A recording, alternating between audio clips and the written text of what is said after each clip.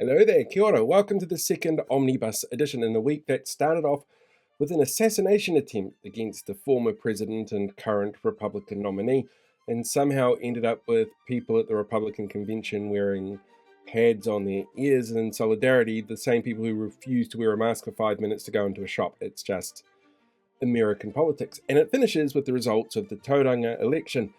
And a little bit of an explainer for some people as to why threats of taking me to the police are net safe because you don't like it when I tell people how terrible you are aren't really going to scare me. So yeah, come sit down, enjoy the Omnibus. 7 episodes over last week. It's been a busy week. Yeah, enjoy. Hey there, kia ora. No doubt you heard the news that over the weekend an assassination attempt was undertaken against former president and Republican nominee for this year's election in the States, Donald Trump. What we saw afterwards was really textbook in terms of how communication creates an information vacuum in the 21st century. You see, an information vacuum is what happens when you have more questions than answers. So we, as humans, basically kick in human nature and start filling in the gaps ourselves. And it leads to a whole bunch of disinformation and misinformation. It's actually really common when you've got a large amount of information being thrown at people and a whole bunch of questions that nobody has answers to, but it's all unraveling pretty damn quickly, so it's all pretty shocking. And it's actually a pretty recent kind of phenomenon when it comes to our media. For example, if you take the assassination of Lincoln back in 1865, that took 12 days for that news to reach Europe. And by that time, there'd been investigations, everybody knew what the outcome was, and they had a lot more information to be able to tell people. Even then, the spread of news over the rest of continental USA was much slower than what we saw in 1963 with Kennedy. With Kennedy, it took 15 minutes for news of the shots to be fired to reach nationwide news, and then it took another hour for the news to be released that Kennedy had died. With this attack on the weekend on Donald Trump, information was out almost instantly, within minutes, and that means that there were a lot of gaps in terms of what our knowledge was of what happened. All that was known at the time of the attack was that there were some pops or bangs, depending on which media outlet you listen to. Trump fell to the floor, and then he got up and it looked like his ear was bleeding. That was pretty much it. Nobody knew anything else at the time, and so gaps started to be filled in. When this kind of event happens, it is really important to remember that our mainstream media has a role in being able to ascertain the facts, but they make mistakes. Everybody does, even those who are right there when it happens, because it's all based on a whole bunch of stuff happening really super fast that nobody has all the information on. So mainstream media will make mistakes in that initial outbreak of whatever it is that's going on in these kind of big events. But it doesn't mean that you should trust everybody with what they say. Anonymous sources, for example, could mean just about anybody, and you shouldn't really trust stories that cite other news outlets because they're all grappling for the same kind of information, and basically sharing information between them can be really problematic. There's also some really interesting language that you can pick up on, like we're getting reports of, or we're seeking confirmation, or we've learned that da-da-da-da. Those kind of story headliners and information pieces are really fascinating to keep people gripped to their TV screens, but don't necessarily have the backing of being fact-checked or being qualified by police sources, for example, law enforcement, or everybody who was on the ground at the time. So it's really possible for disinformation to take root and start to spread really quickly. The ways around this is to look at, news outlets that were actually there is a really good place to start versus ones that are doing the broadcast from somewhere far away. Comparing multiple news sources is also a really important way of being able to check whether or not the information you're getting is accurate, as long as they're not, quoting each other at the time that they do that.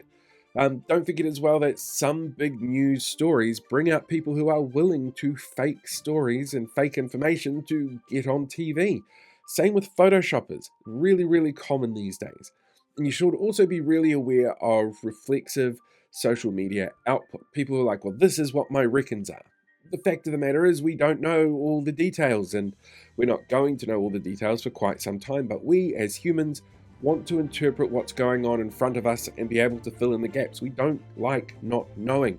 And it doesn't matter whether or not it's an assassination attempt against a US politician or an outbreak of a deadly virus around the world, or any other numbers of big news stories that leave us with this information vacuum, we as humans are always going to rush to fill things in, and we as humans should always remember that we don't have the full picture in front of us all the time, and maybe we should just take a step back and let things develop so we can find out the full truth in the fullness of time.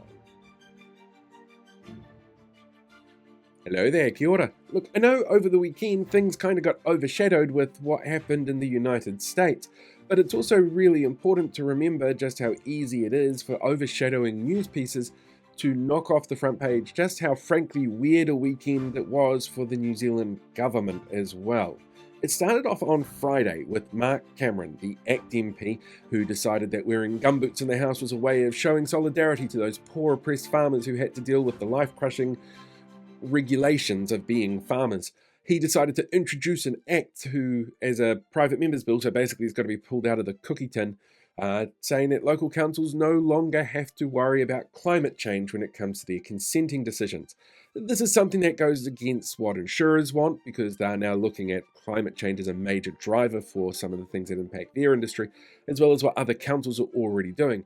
And as somebody who's actually literally been knee-deep into the effects of climate change and the extreme weather events that they cause, personally, I'm really glad to see councils doing what they can to mitigate these things and take climate change on board. Now, Cameron himself used to be a bit of a climate change denier. These tweets that resurfaced during the election campaign, well, they're pretty clear, but we were promised he was no longer a climate change denier during the election. And then he goes and does something like this. Makes you wonder what else the ACT Party lied to us about when it came to the election campaign. In other news, the Prime Minister's actually been overseas himself. He's been in the United States for a NATO summit, where things got really weird. You may recall he wanted to model our country on Estonia for some reason. Well, the Prime Minister of Estonia found him apparently wandering around looking a little bit lost at NATO HQ. On top of that, he also put out this really interesting thing about Giorgia Meloni, saying that the Italian Prime Minister was really interested to hear about his phone ban and had decided to go and implement it in 2007. Maybe she's got some kind of weird time travel phone thing going on. Honestly not sure, to be honest. It's very weird. Very, very weird. And then on top of that, you also had the very strange news from Simeon Brown that they're going to be fighting against the tyranny of road cones. Yeah, because apparently that's the really big issue at the moment. When it comes to the cost of living crisis, that's pretty much hitting everybody. The way to fix that is less road cones. Okay, like saying please have less road cones on the road is going to somehow save more lives and help us with our costs of living. I mean, look, realistically speaking, our government seems to have these weird kind of snafus every other day at the moment. They're genuinely just weird to sit down and look at because, well, we don't expect so much culture war and crap like this to come from our elected officials, but it is something that we have to deal with because that's who it is that this country elected. And so while it's easy to overshadow what's going on when you see big news from overseas, don't forget what's happening here locally is just as important and will impact us just as much. Hello there, kia ora. I've been a little bit busy over the last couple of days, and the last two videos are all kind of pre-recorded, so it's given me a chance to do a little bit of a running catch-up to see what's been going on around the country, and oh boy, has there been a lot going on around the country. Like in Tauranga, for example, they're in the midst at the moment of their voting period, which finishes this Saturday for their local body elections. They haven't had one for a while, so it was kind of hoped that the voter turnout would be much higher. Instead, it's turning out to be much lower. Voter returns are tracking lower than the last 3 local body elections that were held there. And that's a real problem, because these are the people that are going to be representing the city for the next 4 years. So they have a longer period of time to get across what it is that they want to get across. And there are some interesting candidates that are running. So if you haven't voted yet, it's still possible to do so, but you probably can't post your ballot back. You'd need to go to a drop-off point. You can find those listed on the Tauranga City Council website. They're all there, super easy to track down. Get your vote in as soon as you can. On top of that, in Hamilton, the Kirikiriroa Māori ward by-election voting period opened yesterday. If you're on the Māori electoral roll, you've got a chance to choose who your second local councillor is going to be to represent you around the table there. And there are some really fascinating, brilliant candidates. And Donna, the vaccine killed half my family, poor Kitty Phillips. She's number 2 on the Outdoors and Freedom Party lists, which should really tell you all that you need to know about how you should go out and get your vote in and make sure it's counted. Because when you have some less than ideal candidates who have a really dedicated voting base, they have a far better chance of getting elected than a lot of people realise. So yeah, for those 2 areas, please make sure that you're getting out and getting your votes done. In terms of national news though, well, it's also been a couple of days full of some interesting stuff. Don't forget, we were told when this election happened in October that the adults were now in charge, but the Prime Minister and the Deputy Prime Minister are out of the country and David Seymour's in charge. David Seymour, who seems to think that neither us or America were founded on violence. I mean, there was that whole revolution thing the Americans had. It wasn't a musical, despite what Lin-Manuel Miranda tried to tell people. It was pretty violent, and we have a history of violence here as well. You might remember a little thing called the Land Wars, unless you listen to the history curriculum that was being put forward by the current government, who just kind of downplay it, but want you to know about Henry VIII's wives instead. Yeah. Anyway, over the last couple of days, this government has gotten up to some interesting things. Like it was announced that Shane Jones had been organising off-the-record meetings with mining companies who wanted to be involved in the fast-track process that's currently in the committee area. It's a little concerning that a minister would have meetings off the record with people who want to lobby him. In fact, Claire Curran got fired from her role when she was in Labour because of her meetings with people while she was broadcasting minister. But there haven't been the same calls that we saw from David Seymour around firing Shane Jones for doing what seems to be very much the same thing on paper. And I mean, David Seymour's currently acting Prime Minister, so he could do it, I guess, technically, if he really wanted to. Now, there were also issues that cropped up with something called Korowai Manaki, which is a youth group training thing that's kind of what our boot camps are going to be modelled on. Remember the government saying they were going to model boot camps to be different than last time and that they're not going to get the same results? Well, it turned out that this particular group are having issues, like the fact that staff are smuggling in contraband and play fighting with youth offenders as recently as February this year. So that bodes really well, doesn't it, for the boot camps that are coming up. On top of that, there were issues around the Inter-Islander. You might remember the cancelled IREX ferry project that the government decided we didn't need before the ferries started throwing some real spanners in the works. Well, it turned out that Nicola Willis was told really specifically, be careful how you handle this. It could be an issue if you don't deal with the Koreans in a proper diplomatic way. The Koreans weren't told about it until the same time the rest of the public were told about it, which meant that nobody had any chance to brief them on what was going on, and that didn't really sit too well. On top of that, there's also issues with our hospital staff when it comes to both the Ministry of Health and the board that runs that, where there is now only 2 members because everybody else has quit, but also the fact that there's a hiring freeze for the Ministry of Health. And while we were told it wouldn't impact frontline staff, well, it turns out that it might actually be impacting frontline staff. That doesn't bode well whatsoever.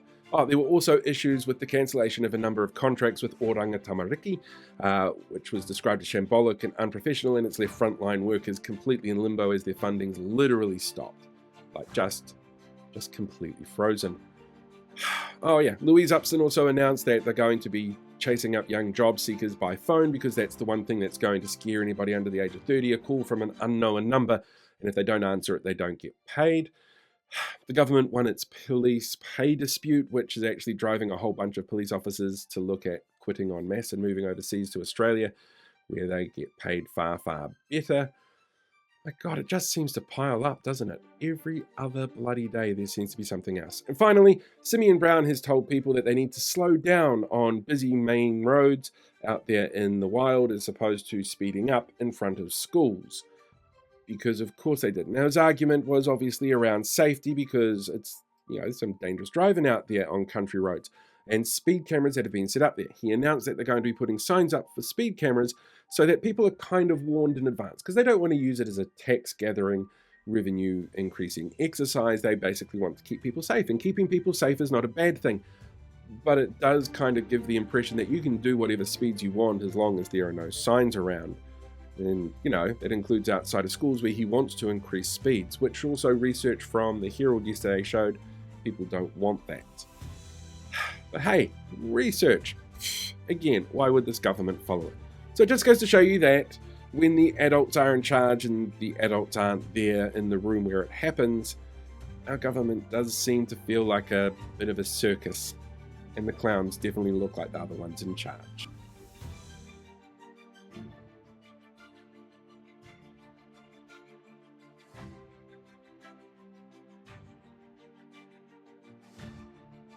Hello there, kia ora.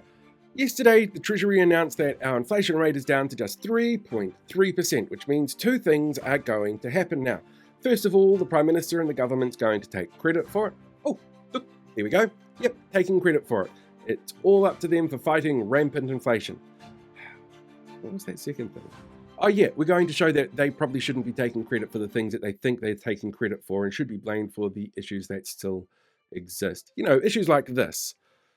That's definitely something that this government should be concerned about because they're the ones that are dealing with the engineered recession that they put in place to bring down inflation. Maybe we went a little too hard on that whole engineered recession thing. Anyway, let's have a look at exactly what has happened with our inflation rate. You see, our inflation rate is, pretty much where Treasury thought it was going to be 2 years ago when they mapped out what they thought the inflation cycle was going to be at the start of the invasion of the Ukraine from Russia. Because we knew that it was going to have impacts on things like supply chains and food availability, which it did, which saw rampant worldwide inflation rates increase. I know that a few National Party voters out there probably didn't realise that until last week when the Prime Minister finally admitted it, but that's actually what happened and what people have been trying to tell you for years now. Anyway, if we take a look at the CPI for, say, 8 major areas, we can see how that inflation rate actually got out of control. A CPI is a consumer price index. It's basically how much it costs to buy a basket of groceries or buy certain services. And they get checked off every quarter so you can see what the price change differences are in each different market. We as a country actually weathered the inflation spike relatively well when you compare it to most of our neighbours or most of the other markets that we look at. Until about 6 months ago, when, I don't know what happened, maybe there was some kind of change of management and monetary policy and the way the economy was looked after, that meant that those other markets that we compare ourselves to, their CPI dipped quite significantly. Ours didn't. Ours got stuck because of things like people's rates bill and rent bill and food costs and transport costs. All of those extra costs that get passed on to consumers, they make our inflation kind of sticky. And those are all things that the government decided to do, which means that when the government sits here taking credit for how low inflation's gotten, the fact of the matter is we know that a couple of years ago this is where they predicted it to be, so obviously it's cyclical, but at the same time it's nowhere near as low because of the sticky things that they decided to do to pass on to consumers. We also know that that's impacting the economy in other ways, like the service index, for example, shows that the rate of people hiring services in this country are the worst it's been since the lockdowns, because people don't have money anymore, because the economy is tanking. But if the government does want to take credit for some decisions that it's made, then absolutely let's do that. Like this decision, which tells people who are in the police force that aren't frontline officers that maybe they want to take redundancy to save money, because that seems like a really good idea. Or this decision that's going to see the New Zealand future climate targets completely missed unless somebody invents some kind of magical carbon capture technology that doesn't actually exist yet. But hey, that's a future us problem to worry about. I need to check my backyard for a second just to see if there's been any more flooding from any more extreme weather events. Just give me half a second. Oh yeah, on top of that, if they want to take credit for something else, they can also take credit for this really weird blanket approach to speed increases everywhere that Simeon Brown has done, which you can see through their draft policy announcement on transport, where he went from being selective about what sort of speed changes he wanted to being really, really specific about just blanket speed increases. It's almost like some of you will be killed in whatever it is that he decides he wants to do, but it's a sacrifice he's willing to make. So yeah, the government wants to take credit for things, absolutely take credit for the things the government's done. But when it comes to things like inflation, they need to take credit for the fact that it is nowhere near as low as it could have been because of the decisions that they've made that have impacted people in ways that they knew it was going to impact them well before the election. But hey, it only took them, 12 months to admit that maybe there are some big outside forces that have an impact on our local economy. So maybe, just maybe in time for the next election, they'll admit that some of this was their fault.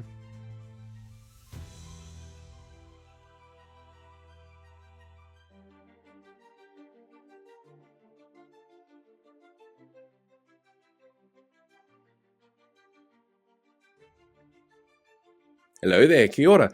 Look, I wanted to do a long form video. Well, long form in my case is about 5 minutes, but I wanted to do a longer video today about a specific topic. But to be fair, my Thursday just kind of got away from me. It really did end up becoming a bit of an avalanche of things to get done. Like, it's 6:15 at night now when I'm recording this. I still have one more meeting to go, and as you can tell, I'm really not ready for it. But there were so many topics that I could have covered, like the rollback on insulation that the government's proposing, that health experts have slammed as a really terrible idea. And a lot of people were really, really unhappy with that. Or the fact that the ACT Party is crowing about an increase in the number of people getting benefit sanctions. There's been a 50% increase on this time last year. So basically, people who are already in a highly stressful situation getting punitively punished because they aren't able to meet the exact requirements that are laid down in government. And what are they going to do? Go out and find one of those millions and millions of jobs that are clearly out there? Because the government tanked the economy and engineered a recession, and suddenly we've got no jobs and hundreds of people looking for work. That seems like a really fair system. I mean, if you're already suffering from PTSD from dealing with an organization like WINS, I'm sure ACT would absolutely love to laugh at you right into your face. Or, look, we could have chatted about Casey Costello and the fact that she's quietly ordered a 50% reduction in the excise tax on heated tobacco products, which I'm sure I mentioned earlier at some stage. But it's not really a surprise that this is basically handing another big win over to the tobacco industry, and of course she's refusing to talk to anybody, and of course government's in recess at the moment and the Prime Minister's on holiday, and let's be real, he's never going to do anything about it anyway because he doesn't want to risk his coalition agreement. So yay, good on the tobacco industry, I guess they won this round. Or we could have had a chat about the Public Service Association winning their case against the Ministry of Education. It turns out that the collective contract that the Ministry of Education had didn't allow for the 750 job losses that the government demanded to help fill in their missing money that they needed to use for paying for tax cuts for landlords. Yeah, so the PSA took them to court and won. So could have chatted about that. Or we could have talked about the New Zealand Defence Force and how it's looking at laying off civilian staff and freezing the size of its regular force and making other spending cuts, basically to close what they're calling a $30 million hole in their budget, but it's not really a hole because it was all deliberately planned, because tax cuts for landlords. Remember? That's what this government is trying to pay for and why it's decided to sieve money off the top of every single government department and have mass layoffs. But now our defence force is in the gun for that. Or we could have even just talked about the Republicans, because, well, they're weird. I mean, this is the latest fashion trend amongst Republicans at the Republican National Convention. Like, Donald Trump getting shot was some kind of fashion statement. Look, there's always a lot of stuff going on and we can't get to it all, and I can't make a long video about all of them just yet. I might do over the weekend, who knows. But instead, what I'm going to do is a live tonight on my Facebook and YouTube pages at 8 o'clock. I'm going to sit down and have a chat to Blake about his recent time in hospital, because he really wants people to know about the struggles that he had there as a person with disabilities, but at the same time, just how stressed our health sector is. We keep being told that frontline cuts are not going to happen and frontline services are not going to be impacted by budget cuts. But I've got so many stories that have come into me over the last couple of days of just how much people have struggled when trying to access healthcare. Really important healthcare moments, because the infrastructure is not there because those cuts are starting to impact the frontline services. So we're going to have a talk about that. I'm also going to have a catch up with Andrew Kai, who's running for the Mayor and Te Papa wards in the Tauranga Council election. That closes on Saturday at 12 o'clock, and if you haven't voted yet, you can still get your vote in. I want to have a chat to Andrew about how the campaign's been going and sort of get his last minute impressions on what's going on. And as a little bonus, I'll reveal which particular council candidate said that they couldn't quite make Liz Gunn's potluck dinner because they were busy with the election. Because we all know, based on what happened in Hamilton with Andrew Bidder, just how well Liz Gunn endorsed candidates seem to go as elected officials. But yeah, I'll reveal that tonight at the live. So 8 o'clock, YouTube, Facebook, come and join Blake and I. It'll be a fascinating conversation and hopefully allow us all to unwind and look at the world in a weird way as we go into the weekend.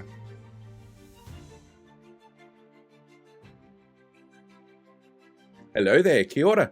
Yesterday, MSD released a whole bunch of numbers that show us that, well, the ACT Party would probably say we're celebrating self-reliance, which is ACT Party speak for screwing over poor people, particularly poor people of colour. You see, the numbers that MSD put out there showed that things are not particularly rosy when it comes to our safety net that we've set up to help people in times of hardship. We've got one of the highest numbers of people currently receiving a main benefit that we've seen for a number of years. It's actually up to 11.9% this quarter. We also saw that the number of main benefits that were being granted has also increased. It's actually the second highest rate that it's been in the last 6 years, the highest being during the first COVID lockdown. We saw a 53% increase in the number of people getting sanctions on their benefits, but we also saw an 83% increase in what they call graduated sanctions, which are, as Craig Rennie says here, the sanctions where they take money away from people for not meeting obligations that WIN's put in place, like doing their stupid work ready courses, or, hunting for jobs the way that WIN's wants them to hunt for jobs. It doesn't necessarily mean that they're not looking for work, it just means they're not meeting the exact criteria that WIN's has put in place, and there is a huge increase in the number of people who are being sanctioned for that. On top of that, we also saw a massive increase in 2 of the 3 supplementary assistance benefits that WIN's puts out there, accommodation supplements and temporary additional support, but we saw a decrease in the number of people who needed disability support. Probably because the government's already shown that they don't want to support people with disabilities by the way that they cut all the funding to Waikaha. Can you see a trend going on here? And the fact of the matter is, this is not a surprise because this is an engineered recession. In fact, the very first thing this government did when it took power was get rid of a mandate that the Reserve Bank had that made sure that they incorporated the unemployment rate when it came to setting interest rates. And a cabinet paper at the time turned around and said that there were a few businesses that were kind of keen on this, but that the impacts were going to disproportionately affect women, Māori, Pacifica peoples, and young people, because they are the ones who tend to be in the jobs that have the most volatility when the economy goes belly up. And when you're engineering a recession and you've got a person in charge of finances for the country who doesn't know what she's doing, well, they're the ones that are going to be impacted the most. But when it comes to benefit sanctions, well, those groups are also the ones that seem to be disproportionately impacted at the same time. You see, ethnicity appears to play a big role in this. Māori, who make up 40% of people on job seeker benefits, made up 55% of those people being sanctioned. Pacifica peoples, who make up 13% of all recipients getting job seeker benefits, they made up 21% of those sanctioned. But Europeans, who make up almost half of the people on some form of job seeker benefit, only received 32% of those sanctions. So these changes disproportionately affect Māori, Pacifica, women and young people in employment, and the way that WINS does things seems to disproportionately affect them in unemployment during the social safety net that we had set up there to help them. And because the government engineered all this, they should be, in theory, trying to basically build a safety net that's going to help people through this so they can get inflation rates down to within the areas that they think is acceptable, which they haven't yet because of other issues that the government's caused, like increases in rates and fuel costs and people's rents and the food costs going up. Yeah. And here's the worst part. Unemployment is set to rise. At the moment, it's expected to get to about 5.2 or 5.1 by the end of this year, and then increase next year. While we keep being told that there is an oversupply of people coming into the country, the last couple of months we've actually seen a net loss of people going out of the country. So that's certainly not what's impacting things at the moment. Yeah, it does seem a bit worrying when you think about it like that. On top of that, the government itself has decided that it really needs to step things up to people who are on benefits, knowing full well that it's going to impact whānau who are on low incomes really disproportionately, which means that kids are going to suffer more if they come from a low-income family where sanctions are already in place. And having a family is one of the reasons why some people can't meet those criteria that WINS puts in place to go out and get a job. They could be busy doing parenting stuff, organising kids, trying to deal with school and all the rest of that, while at the same time trying to juggle having half the money that they had to spend, which wasn't very much to begin with, because the government's inputting sanctions because they want to get people off a whole bunch of employment problems. Like, you see what I mean? The whole thing is very, very circular. And just to make things ever so slightly worse, because the government was so determined to make money so that they could do their tax cuts for landlords and the wealthy, they got rid of 300 people at MSD when it came to them doing their job cuts and the budget savings that were out there that they were trying to make so that they could pay for those tax cuts.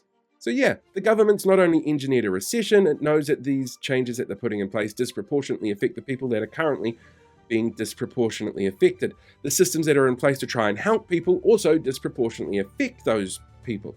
And they've made it harder for the organisations that are there to try and help people to actually achieve things. Not only MSD, but we've seen massive cuts in pretty much any other kind of social service out there at the moment. Things like budgeting and food banks are all suffering because of choices that this government has made. So yeah, when I turn around and say that the ACT Party probably sees this as a case of celebrating self-reliance, it really is a case of they've engineered the most cruel system they possibly can to help the people who need it the most.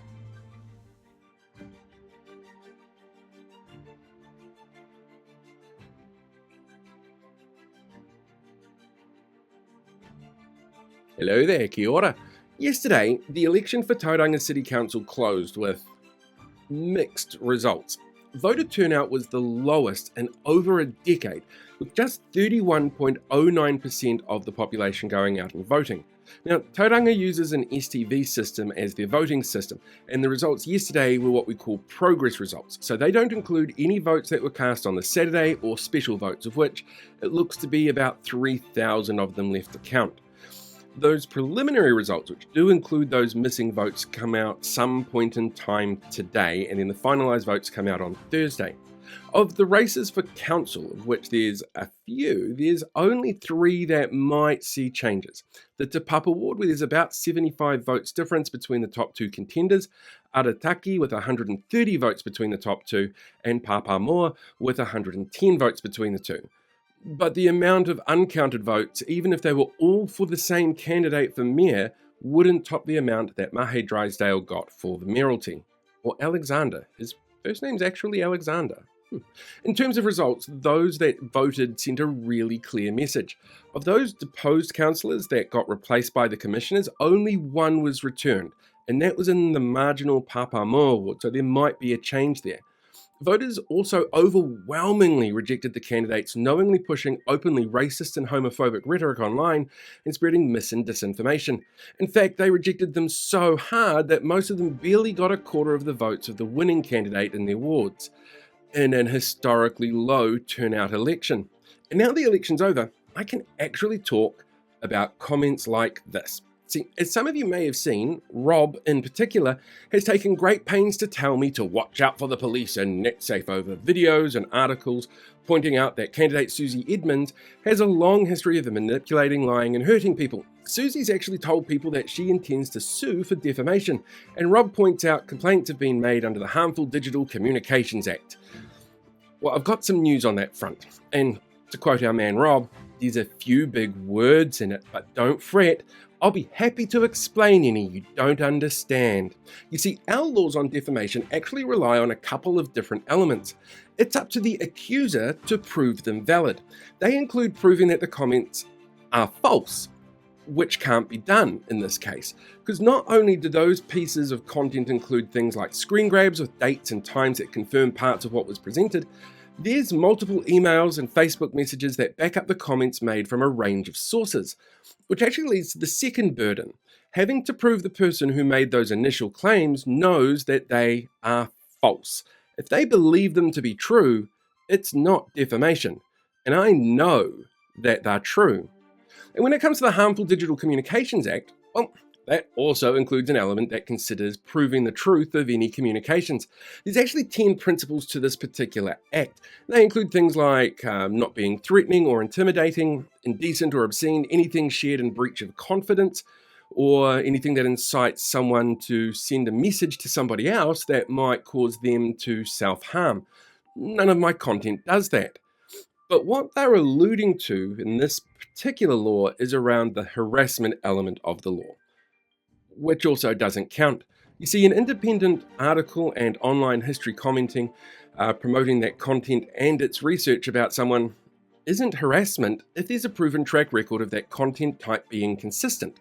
There's no specific targeting of an individual in the eye of the law if it's a content creator who can prove a track record of making content about a specific topic that individual falls into.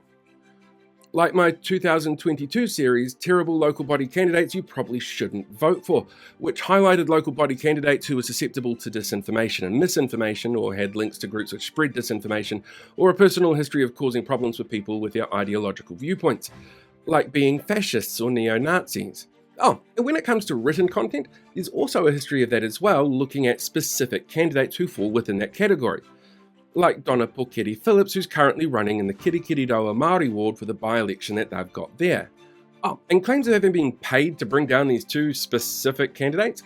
I did have one new paid subscriber to the newsletter which mentioned the article after it was published, but there's no other payments or interactions from whoever they think would be so determined to badmouth them, and so they'll never actually be able to find anything to make it true. But rabbit hole dwellers do love to paint a conspiracy where there is none.